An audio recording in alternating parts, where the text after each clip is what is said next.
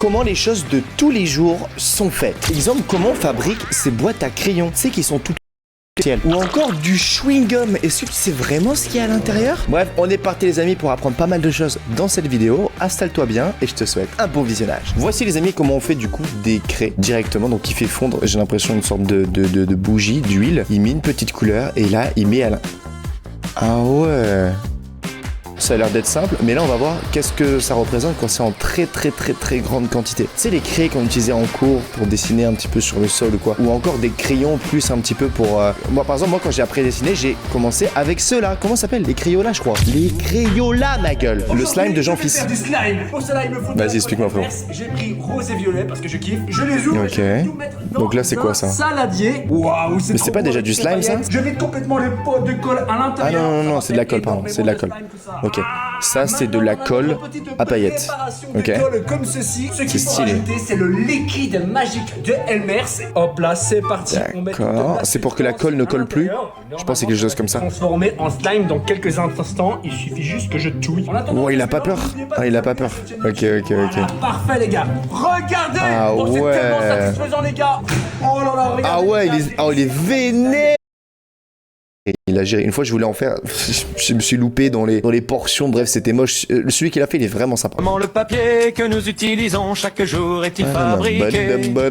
On commence par du bois, non? Du bois de pin ou Ok. d'épicéa. Nice. T'imagines, du bois se transforme en papier. Riche en fibres. C'est pour ça que des fois on se coupe avec du papier. C'est comme des épines en fait. C'est l'arbre qui se venge en fait parce que tu l'as coupé. Ensuite ils font ça cuire je crois dans de l'eau chaude. Puis broyer pour séparer les fibres. Ok. On retire ensuite la lignine, la substance qui rend le bois dur et foncé, afin d'éviter que le papier ne jaunisse. D'accord. Les fibres sont mélangées. C'est marrant que ça fait un... pour former qui chante le truc tu vois. Cette pâte est étalée sur J'avais une fait grande du papier, moi je me suis en maternelle. Sauf que moi mon papier frérot il était à ça d'épaisseur. On pouvait voir encore l'écorce de l'arbre à l'intérieur tellement c'était nul. La feuille encore humide passe entre des rouleaux qui la pressent, Presse. puis dans Pour des enlever l'eau. fours qui la sèchent complètement. Ok. Enfin, elle est lissée, découpée, enroulée, le bois est devenu pâte. T'as les usines de papier quand même. Bon c'est un petit peu en voie de disparition vu que maintenant on a le téléphone, mais quand même. Et un ballon de foot, ça se décompose en deux parties. D'abord, il y a la vessie, une sorte de chambre La à air vessie, qui se trouve ok. au centre du ballon et dans lequel D'accord. on vient mettre de l'air. Ok. Elle est Cette protégée vessie par peut du enrober sur cuir 4 ou du kilomètres de papier. fil ou avec 4 un paquet kilomètres de fil. pour former une sphère bien compressée et aux bonnes Ok. dimensions. Et la deuxième partie, c'est la partie visible, la carcasse. La carcasse. Dans le cas du ballon de la Ligue 1, il s'agit de 12 panneaux thermocollés, donc sans couture, Ok. composés de polyuréthane, Sans couture, une matière thermocollé. plastique Ok, y a pas de résistante couture. qui protège l'intérieur du Ah ballon. ouais, et en mode c'est surtout collé vraiment en mode l'imperméabilité.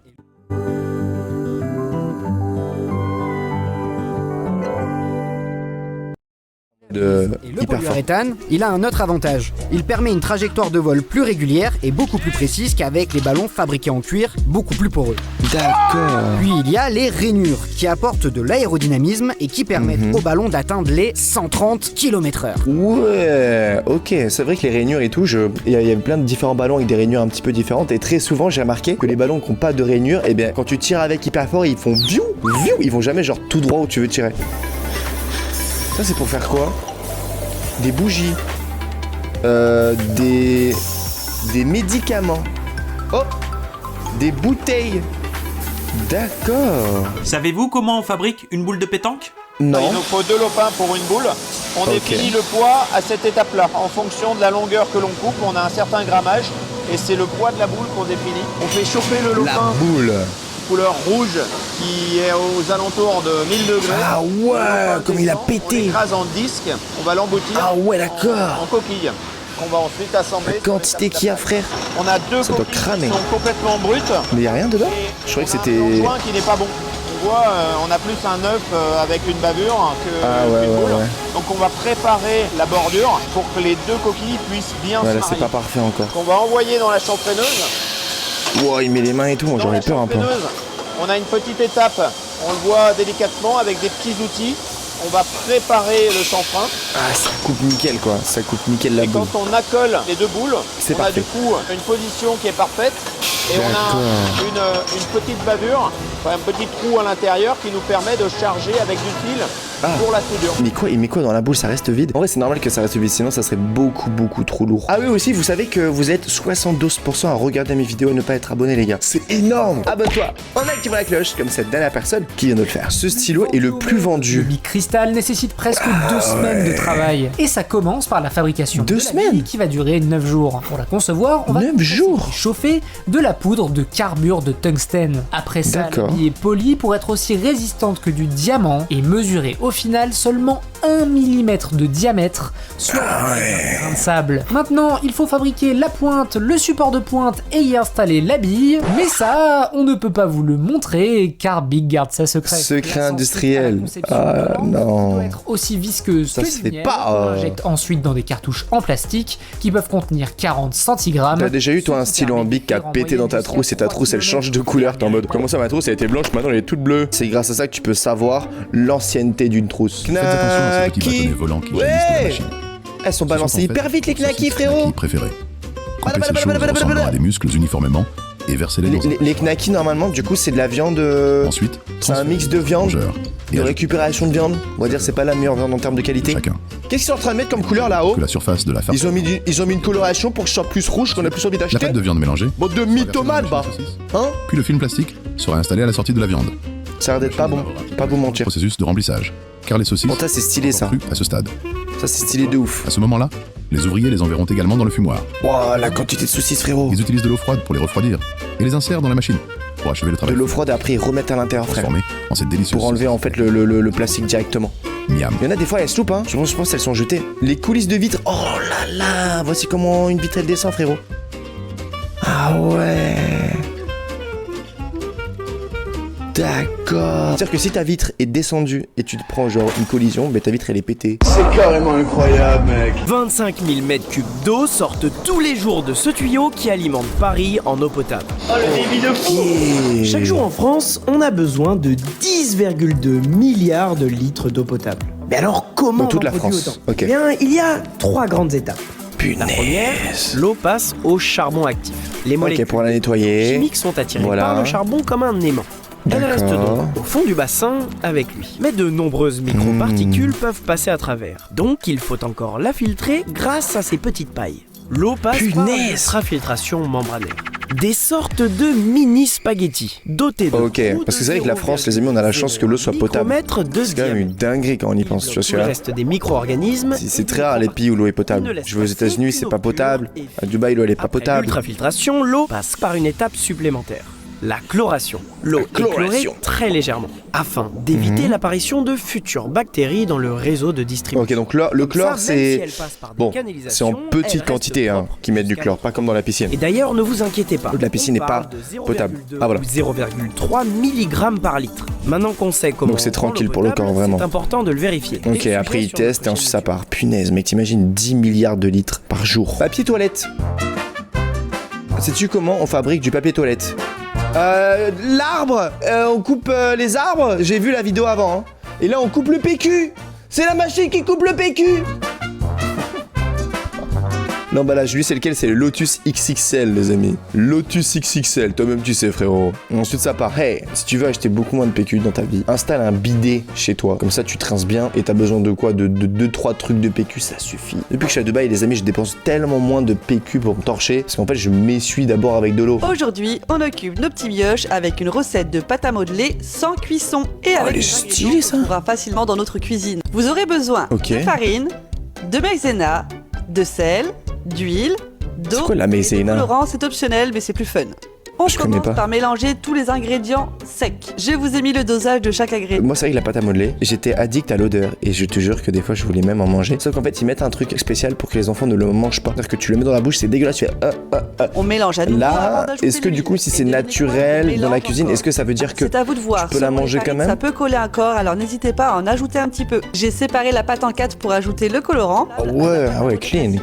Rassurez-vous, une fois le colorant incorporé, elle ne tâche pas et elle ne colle pas. Ici, j'ai utilisé les pots de pâte à modeler séchés. Ah, c'est style, c'est style, c'est style. La surprise va être super chouette parce que ça fait un moment qu'elle me dit qu'elle était plus bonne. Et j'ai mis le reste dans des petits tupperwares hermétiques. On verra combien de temps ça tient. Assiette en porcelaine, hein? On a des moules. T'as la quantité de moules. Il paraît que le truc le plus cher quand tu veux faire quelque chose, si l'usine est déjà faite, entre guillemets, c'est le moule. C'est avoir ton propre moule pour ensuite faire tes propres objets et en mode que ça t'appartient le truc. Et parce que je suis en train d'un petit peu de m'informer, de faire des petits items un petit peu à droite à gauche. Et le plus compliqué, c'est le moulage en fait. Ah ouais, c'est impressionnant, mec. Le petit balai pour lisser le truc et tout. La petite ventouse pour récupérer les assiettes. Ça va la lâcher l'assiette ou non? Ok, hop. Ah ouais, la quantité. La quantité, ça va au four ça après?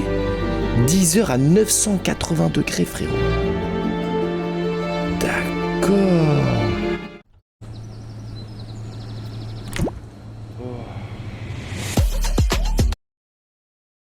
À 980 degrés, frérot.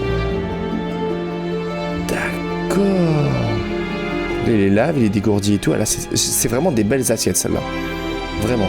Fabrication française va bien, c'est très très stylé. Les Pringles ne sont pas des chips. Des chips, je ne sais pas pourquoi, parce alors, que la composition. Les chips, normalement, les gars. Hydraté, mais aussi huile de tournesol, farine de maïs, farine de riz. Pomme de terre de base.